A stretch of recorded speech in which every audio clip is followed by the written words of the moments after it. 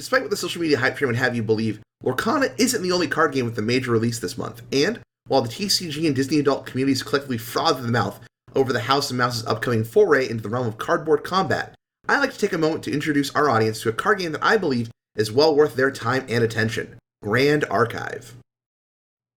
For those not in the know, Grand Archive is a brand new TCG releasing its first major set, Dawn of Ashes, to retailers in April of 2023, following a limited first edition release at the conclusion of its successful Kickstarter campaign.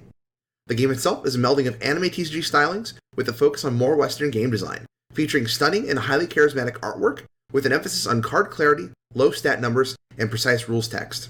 August 25th will see the release of the game's second set, Fractured Crown, and although it is a smaller supplemental release compared to the game's first release, Fractured Crown is poised to really shake up the game with some powerful card design with the state of the game's initial competitive meta in mind. In the game of Grand Archive, the player's goal is to reduce their opponent's champion to 0 hit points through the use of actions, allies, and attacks. To meet these ends, players will need 2 decks for constructed formats. This means a 60-card minimum main deck that contains their allies, spells, attacks, and other various card types, as well as a 12-card maximum material deck that contains their champions, weapons, and other regalia items they will need to help win them the game.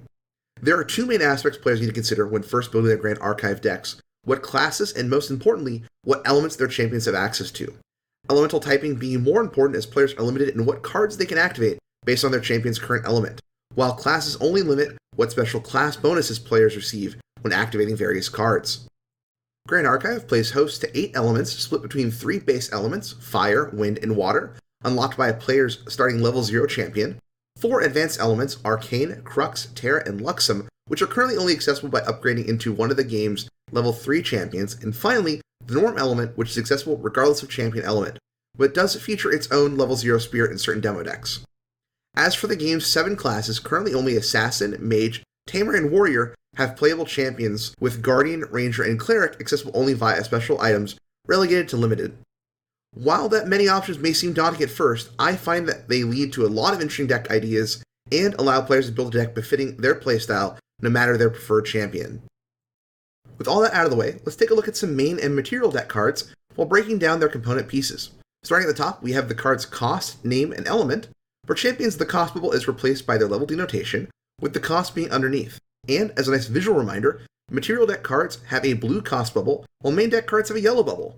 Moving down past that great art, you'll find the type line letting you know if that card is a champion, ally, action, attack, weapon, domain, and or item.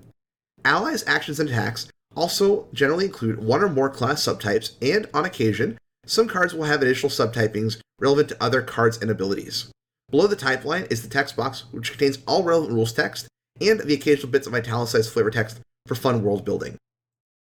Another great thing about Grand Archive is the game designers have stated their commitment to keeping the rules text as clear and precise as possible, allowing players to pick up most cards and immediately understand any given card with minor rules referencing. Finally, at the bottom of the card, you'll find various bits of information depending on the type of card you're looking at. Champions and allies will have their life stat on the bottom right, with allies also including their strength stat just to the left. Similarly, weapons and attacks feature the strength stat, with weapons also including their durability. And finally, some cards such as actions include a speed stat denoting if the card can be activated at slow or fast speed. Now let's talk about how players actually activate their cards through the game's unique and innovative resource system.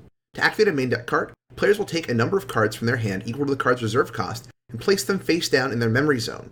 Players need to be careful when sending cards to memory, as one set, cards will stay in memory unless moved by another card effect till the beginning of that player's next turn during the recollection phase. That seems pretty straightforward, but what about cards in the material deck? During their materialize phase at the start of their turn, players have the option to materialize one of their champions, so long as they meet lineage requirements in addition to only being 1 level higher than their champion's current level. Or, they can play one of their material deck's items or weapons instead. To do this, players must banish a number of cards to their memory equal to that card's memory cost at random. So once again, be careful when sending a card to memory. There's a chance you might just not get it back. Fear not though, because there is a workaround to memory costs through cards with the ability called floating memory. When materializing a card, players can banish any number of cards with floating memory from their graveyard to help pay for the memory cost, thereby saving cards in memory from being exiled. In my opinion, this really separates Grand Archive from a lot of other games in terms of strategy and complexity. At every step of the process, players need to consider their choices carefully. Sending a card to memory means they won't have access to it until their next turn, and there's a chance that any of the cards being sent could be banished, leaving them to consider the risk factor when putting an impactful card into memory. Players also need to consider how aggressive they're being when paying material costs early on. Rushing out higher cost items and champions without the use of floating mana can leave players with too few resources during their main phase. With all this, there's a lot to think about, and that can lead to an amount of decision paralysis. But after a few games, the process becomes more fluid and intuitive. So we've built our decks and know how to play our cards. I'd say it's time to take a look at the first few turns of a game of Grand Archive. To start, the first player will put their level 0 spirit into play and follow the on-enter ability to draw their opening hand. From here, they will then proceed to their main phase while skipping their first draw phase.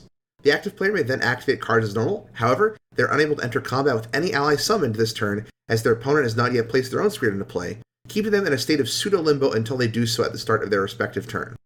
Once finished, it will now be time for the second player to take their turn. Now, just like the first player, the second player will put their level 0 spirit into play and draw their opening hand. At this point, the game will then proceed like normal, with the second player drawing for turn before moving to their main phase and proceeding to combat as desired. Like most aspects of the game, combat in Grand Archive is very straightforward. Regardless of when it is played, any awake unit with a power stat may attack as long as the effect stack is clear and there is a valid unit in play to attack. A valid unit is either a champion or opposing ally that does not have an ability that would keep it from being attacked, such as stealth. Once an attack has been made, the combat phase enters the Retaliation Step, where the defending player has the option to rest their unit as long as it is awake with the power stat. If the defending player chooses to retaliate, both units will deal damage to each other simultaneously during the damage step. Otherwise, only the attacking unit will deal damage. If an ally receives more damage than their life stat in a single turn, it dies and is sent to the graveyard. While if a champion collects more damage counters than their max life over the course of the game, they lose. After damage, the game returns to the main phase, at which point the active player can either continue making attacks or activate additional cards before passing the turn. At this point, turn cycles will proceed as normal, with the active player starting their turn by waking up any units before moving to the materialize phase and determining if they would like to materialize a card, along with paying all applicable costs. Following this, the player will then go to the recollection phase, adding all cards of memory back to their hand, draw a card for turn, and proceed to their main phase.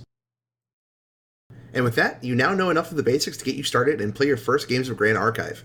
If you do want to give the game a go, I suggest tracking down some of the game's excellent starter decks, which feature full 60-card decks and 12-card material decks built around one of the game's main champions, Sylvie, Rai, or Lorraine.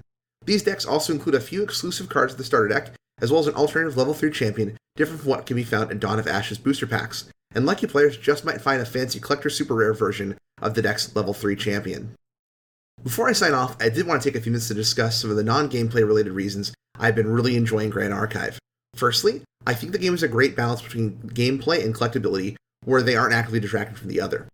Ultra rares might only be one per box, but even the highly sought after Grand Crusader's ring isn't limited to a 1 in 5 case hit, causing it to cost several $100s like in other recent card games. Meanwhile, players hunting for foils and CSRs help keep the cost singles relatively low.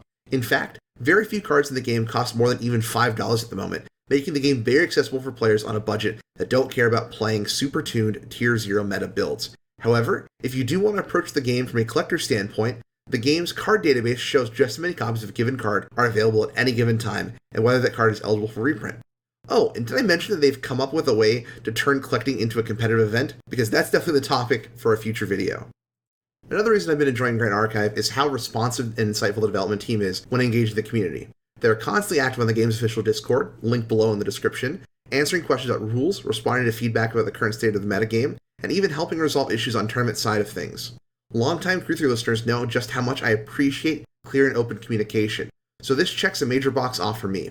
Even their Banless Philosophy article includes a well thought out and executed discussion on why every card currently exists on their watch list. Finally, the game is being very aggressive about getting a pay-per-play focused organized play system off the ground with specialized prize packs for local events, a system of store and regional championships that feed into nationals, and finally even larger first-party events called Ascents, featuring big tournaments that also earn players a seat in nationals. The team behind Grand Archive are also clearly very dedicated to the success of this organized play system, having just announced that the first Ascent, happening in Houston this September, will not only have its main event tournament prize pool doubled from $10,000 to $20,000, but that also now the top 32 players in the event will earn an invite to nationals outside of the top 2. This is of course thanks to the mass success of special supporter pack boxes that have been available at recent major conventions attended by the game's development team, of which part of the proceeds go directly into funding organized play incentives.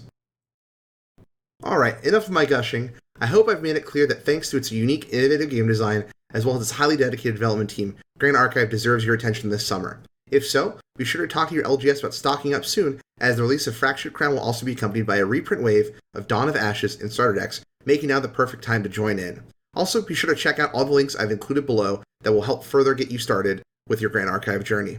Talk to you next time with more Magic and now Grand Archive content. Bye!